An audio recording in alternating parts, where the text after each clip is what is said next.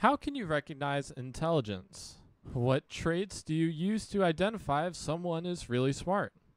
How do you know if you're smarter than average? In this episode of the Logic and Life Coaching Podcast, Dr. Jacob Kashiwagi explains how to recognize if a person is very intelligent based off of how it feels when you are with them. Additional, more quantifiable traits include appearance, what they talk about, and if they like to help others. Dr. Jacob also gives the traits of someone who may not be a visionary at that point in their life and discusses how you can become more intelligent. All of these traits of intelligence are important to look for when meeting someone for the first time. Welcome to the Logic and Life Coaching Podcast, episode 57. Everyone wants happiness and success, and we know how to get you there. Come listen to the Leadership Society of Arizona as we teach a proven logic to help you simplify life, overcome challenges, and predict the future. You're listening to the Logic and Life Coaching Podcast. Welcome to the Logic and Life Coaching Podcast. My name is Chuck Solanas, and I'm joined by our very special guest, Dr. Jacob Kashiwagi. Hi, Chuck. We are very excited to have you on because I think you have a very unique perspective on spotting intelligence or the lack of. So I wanted your perspective on that. What do you think? What are the easy to spot traits of an intelligent person and why? And then we'll get to my next question. Okay.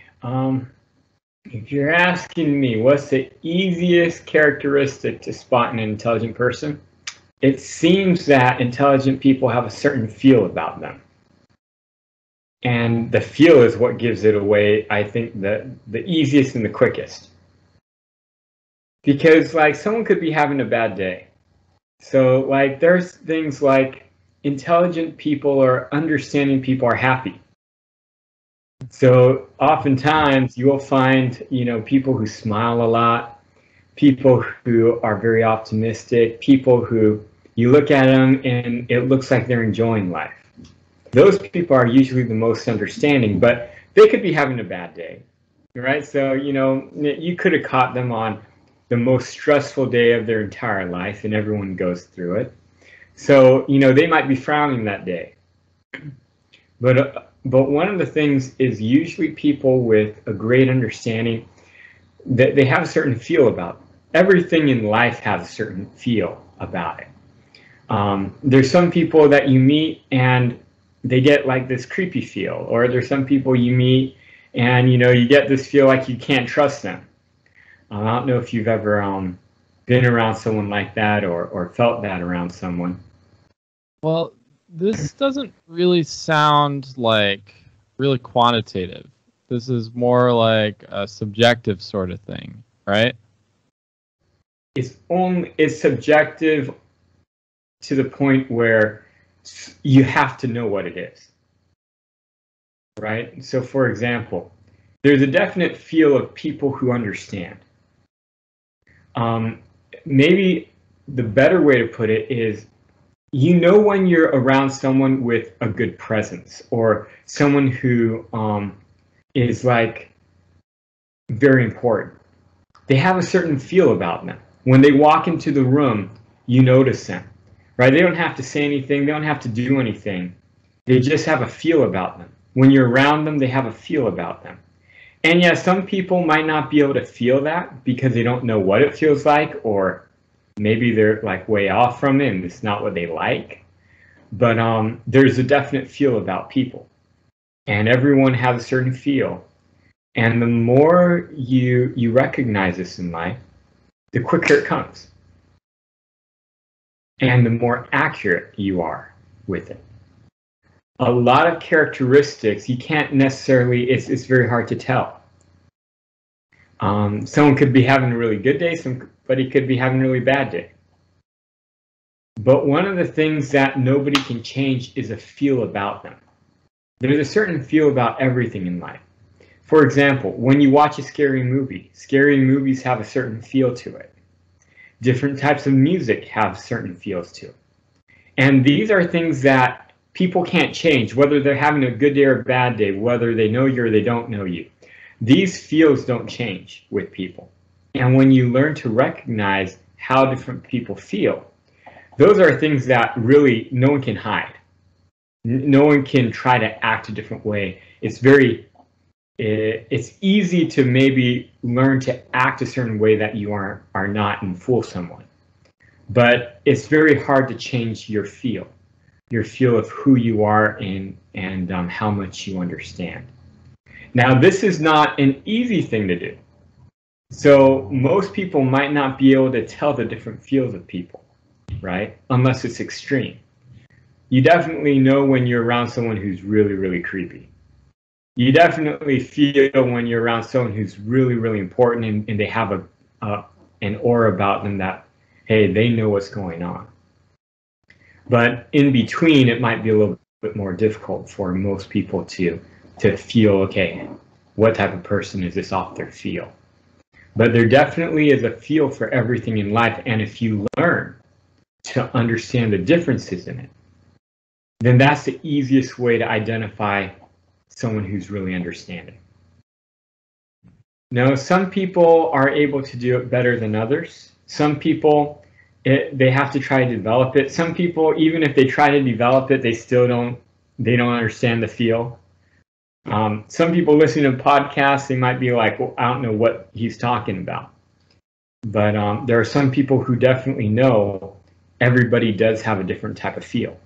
It's why sometimes really good business people, they might meet someone and they know even before the person opens their mouth, even before they really have a chance to observe anything about the person, they get a feel that, no, I'm not going to do business with this person. Or they get a feel that, wow, this person's a really good person. Good shot that I'm going to, do something with this person. Because it's a feel. And you can tell everyone who has the understanding characteristics, people who are happy, people who are experts at what they do, people who are responsible and are honest, they have a certain feel about them. And it's very hard to not be able to tell that if you're tuned to the different feels of people in life, right? And it's very hard to hide it.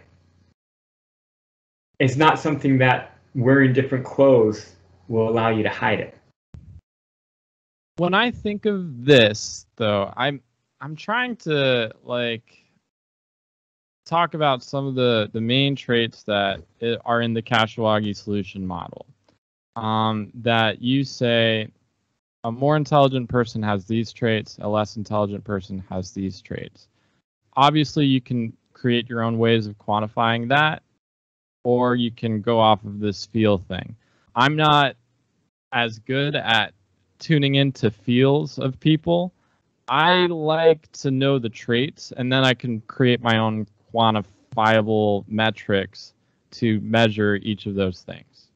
Okay, now one of the things to remember when you're going with characteristics is unless they have a really, really dominant characteristic, like one thing that's like really, really dominant, like it's to the extreme, you usually can't just use one characteristic because it's not something that, it's something that you can really easily mistake in a person unless you're using more characteristics to support it.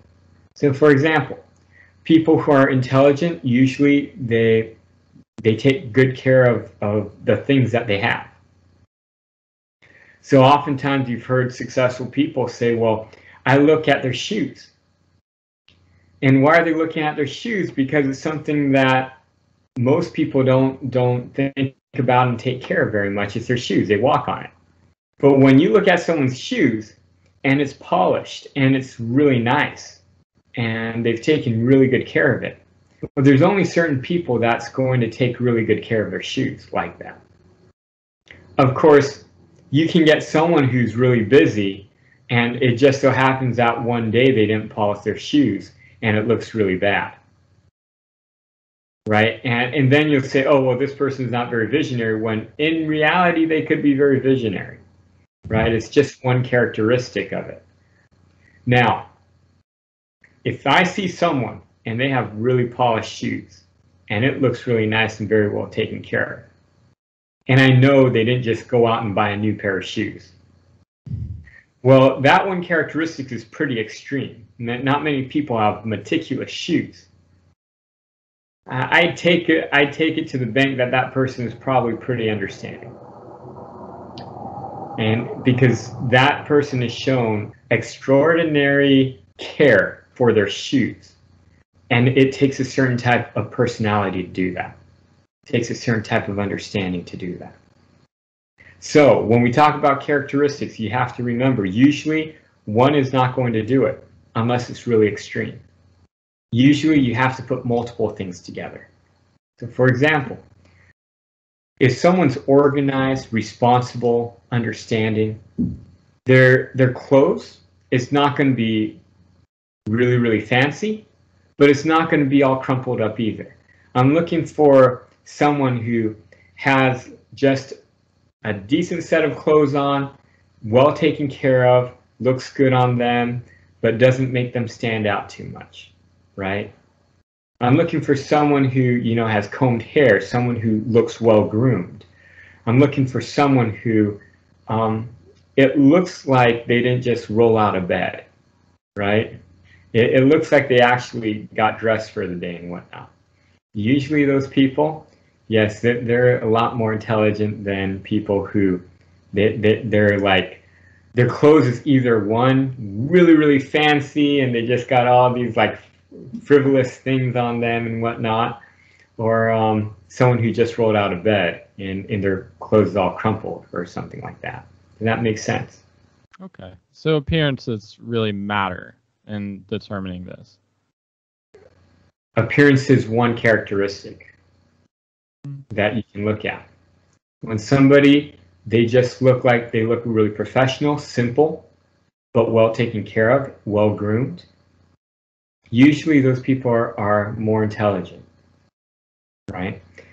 Then the other one is usually people who are more intelligent, they're less stressed, they're more happy, they're not as worried about what other people are thinking, they're very confident in who they are, and they're very down-to-earth people.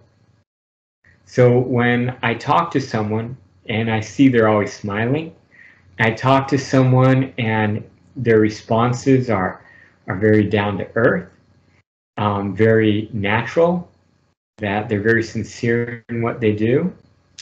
Yeah, usually that person's going to be a lot more understanding than other people.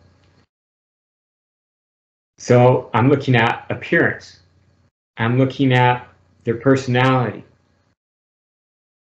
Laid back, not stressed, not worried. They don't talk too much, right? They don't feel uncomfortable when there's silence. So I'm looking for their personality. Third is I got their vision of life. When I start talking to them on what they want to do, what their purpose in life is, what they think is of value. Usually a characteristic of all visionary people is they want to service and help others. And so I look for someone who has what I call a good heart. Someone who thinks of other people before themselves. Because visionary people, if they have a vision, they're not concerned about themselves because they already have themselves put together, right? They're now looking at adding value to other people's lives because they don't need anything. You know, they figured it out. They're happy in their own life. And so usually the third thing, that's it, service. It's their vision, their purpose in life is to help other people. They're always observant of what's going on around them and on trying to help people around them. Does that make sense? Yeah, and I can think of, well, especially for the appearance one, that's definitely quantifiable. You can definitely see that. You can also see that with person's responses to things, if they're really nervous, if they're laid back, if they're personable, and then their vision of life, if they want to help people. Yeah, I all of those are quantifiable enough, I think, for me to be able to gauge that without having a sense of feel, as you so put it. But of course, for our younger listeners, this is something that is developed over time. So if you're nervous when you're younger, I was definitely nervous when I was younger. I'm not saying that I'm super intelligent right now either, but what I am saying is that you change over time. It's not something to worry about or stress about. Yes. These are just things where you can tell. So there might be times in your life where you don't dress as well, or that you don't really take care of yourself or whatnot. And yeah, you probably weren't very visionary at that time in your life. You're probably really stressed and you didn't know what you were doing. That doesn't mean other times in your life that you can't gain that and develop it. But as well then, when someone has these three type of things that I just mentioned, they also have a certain feel about them. You feel more welcomed around them. You feel what I call more loved around them. You feel more value around them. And when you have this feel around a person, that feel is probably a better indicator than actually picking out a characteristic about them. Does that make sense?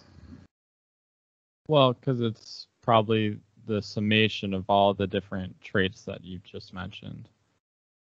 Yeah. So the feel is like your subconscious. Oh, I know that trait. I know that trait. I know that trait, and then it comes in.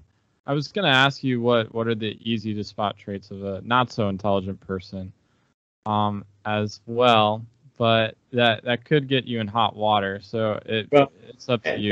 No, it's the exact opposite of the intelligent person.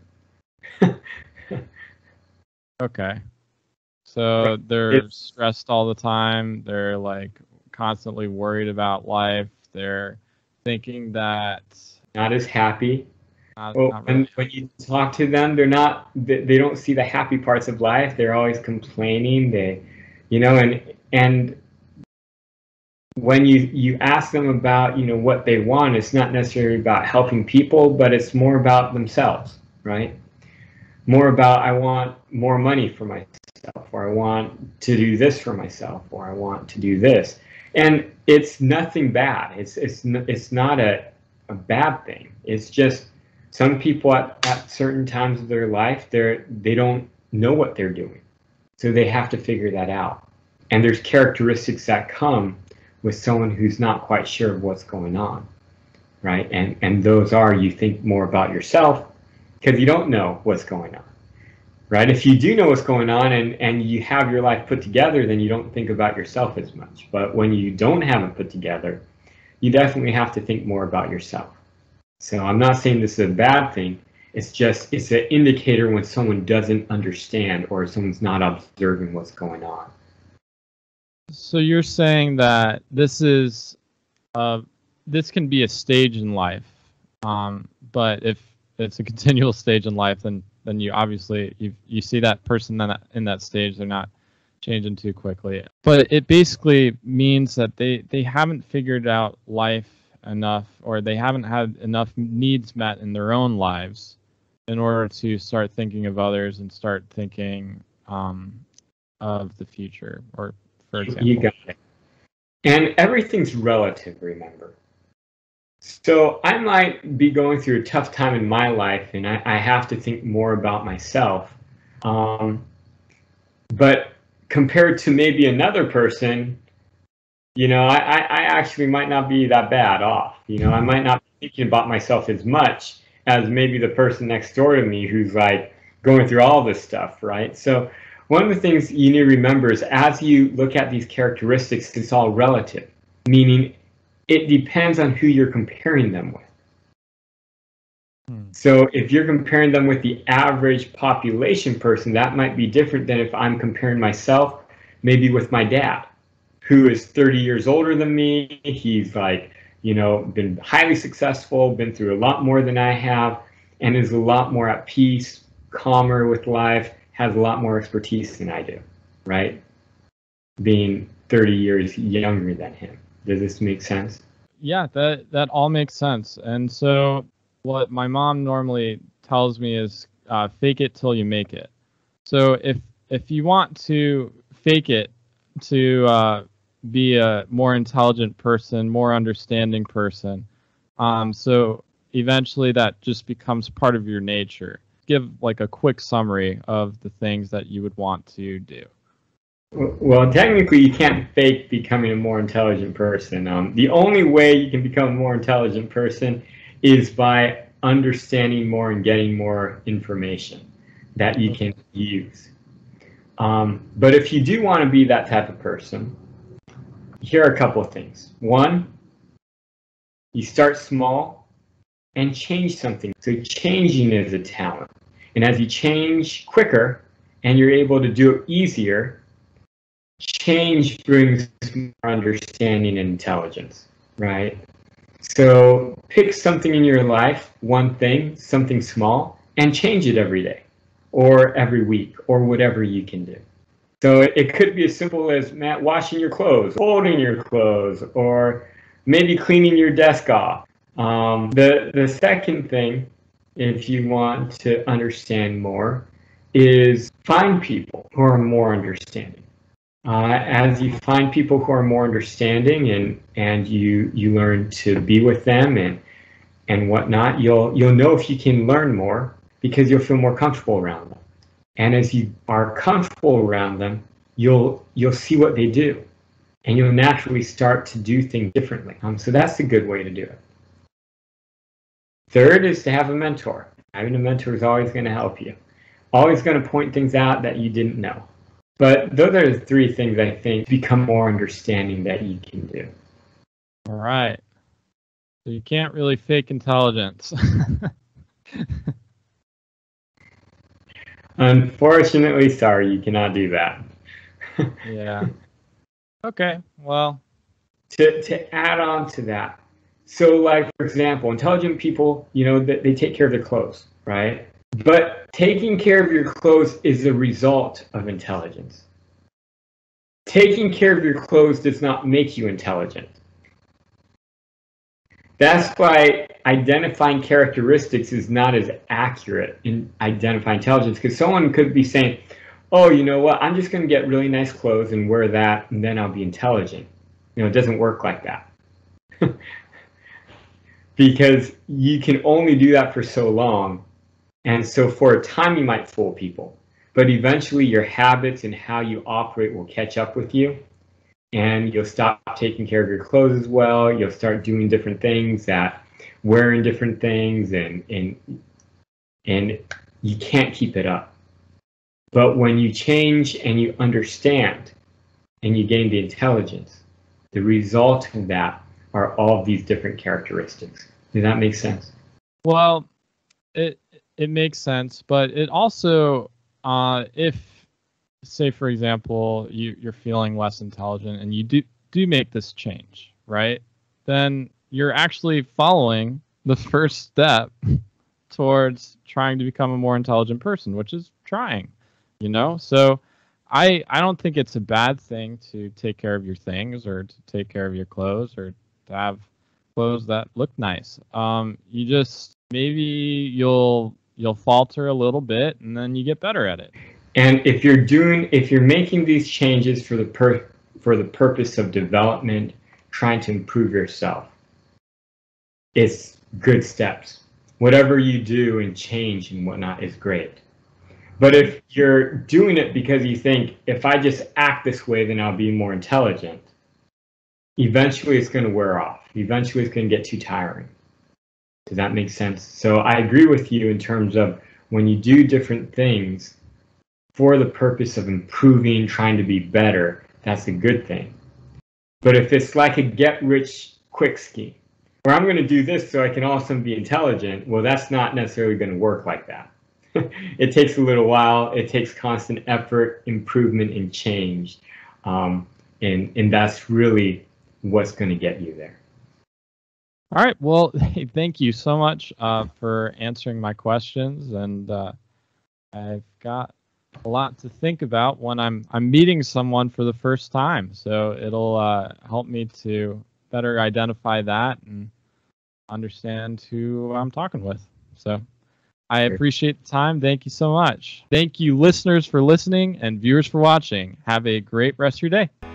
Thank you for listening to the Logic and Life Coaching Podcast. It would be great if you could take a moment to write us a review.